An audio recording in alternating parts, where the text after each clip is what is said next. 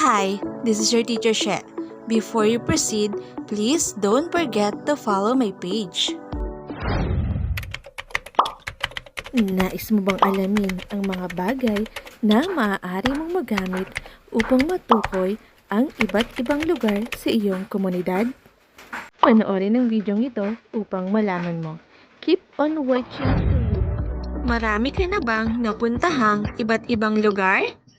Nalibot mo na ba ang iyong sariling komunidad? Ano-ano ang iyong mga nakita? Marahil ang ilan sa iyong mga napuntahang lugar ay mayroong mga istruktura, bantayog, mga palatandaan, simbolo, anyong tubig at lupa. Ano-ano ang mga nakita mo sa iyong sariling komunidad? Ngayon, pag-aralan natin ang mga bagay o kagamitan na maaari mong magamit upang madali mong matukoy ang mga kinalalagyan ng iba't ibang lugar sa iyong komunidad. Basahin natin ang maikling tula. Ano ako ni Miriam C. Santiago? Ang mga direksyon aking ituturo. Sa hilaga o timog, saan ka patungo? Sasamahan kita upang hindi ka maligaw sa iyong pagpunta sa kanluran o silangan. Halika kaibigan, tayo ay maglakbay. Libutin natin ang ating magandang lugar. Komunidad mo'y kilalanin ng iyong mapansin ang mga anyong lupa't tubig na nakapaligid sa atin. Ang mga bantayog, ipapakita ko sa iyo. Muog ng mga bayani at sikat na tao. Nakikita mo ba ang mga istruktura, palengke at parke, paaralan at moske?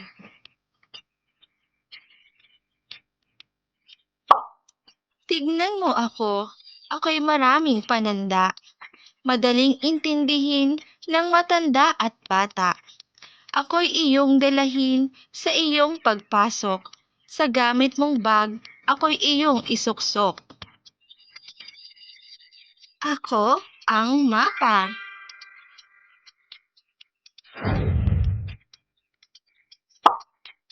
Ang mapang halimbawa ay nahahati sa 4 na direksyon. Ito ang hilaga na nakaturo sa itaas, timog na nakaturo sa ibaba, kanluran sa kaliwa, at silangan sa kanan. Ang mga direksyong ito ay tinatawag na mga pangunahing direksyon na mahalaga sa isang mapa.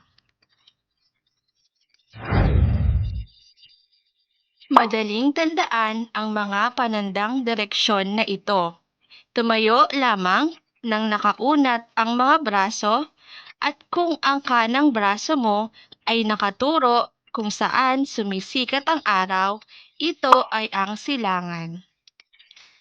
Ang kaliwang braso mo naman ay nakaturo sa lugar kung saan lumulubog ang araw, ito ay ang kanluran. Ang hilaga ay nasa harapan mo at ang timog ay sa likuran mo.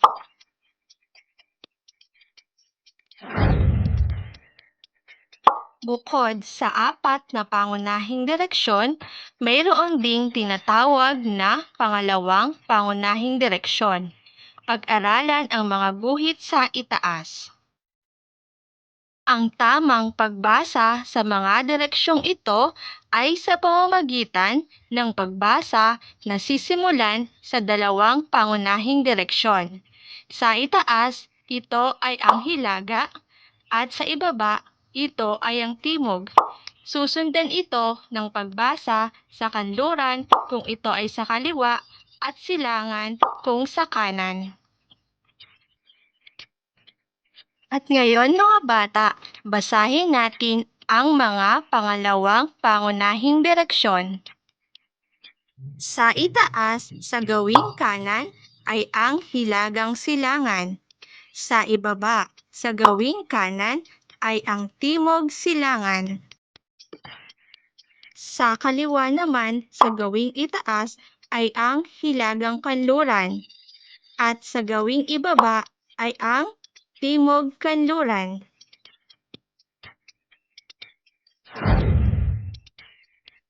Mahalaga ang mga panandang direksyon na ito upang malaman kaagad ng taong tumitingin sa mapa ang mga lugar kung saan siya pupunta at paano ito pupuntahan.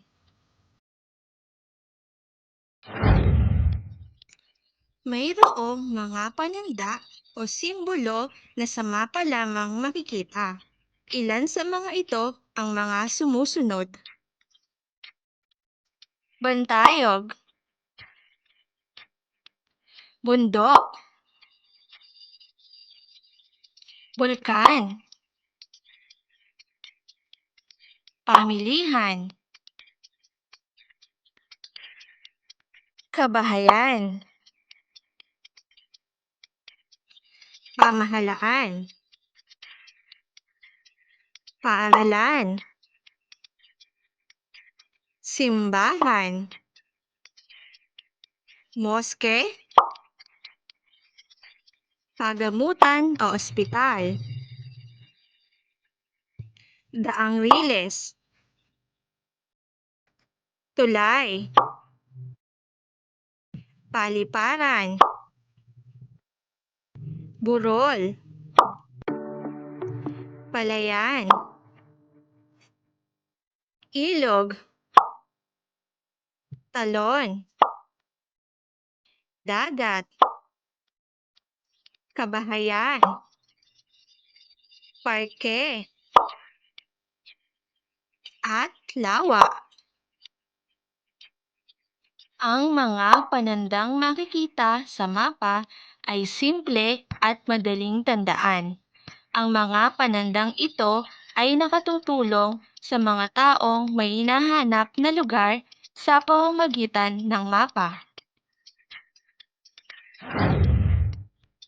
Ngayon mga bata, subukin natin ang inyong natutuhan. I-type sa comment box ang direksyon, istruktura, anyong tubig o anyong lupa na tinutukoy sa bawat tanong. Number 1. Anong istruktura ang makikita sa hilaga? Sagot, simbahan. Very good. Number 2. Ito ay anyong tubig na makikita sa kanluran ng mapa. Sagot, ilog. Very good. Number 3. Sa anong direksyon makikita ang kabahayan? Sagot, Hilagang Kanluran. Very good. Number 4. Ang palayan ay makikita sa anong direksyon? Sagot, Timog Silangan. Very good. Number 5. Anong istruktura ang makikita sa silangan ng mapa? Sagot, paaralan. Thank you for learning with me.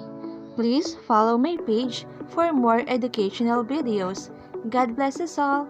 Bye!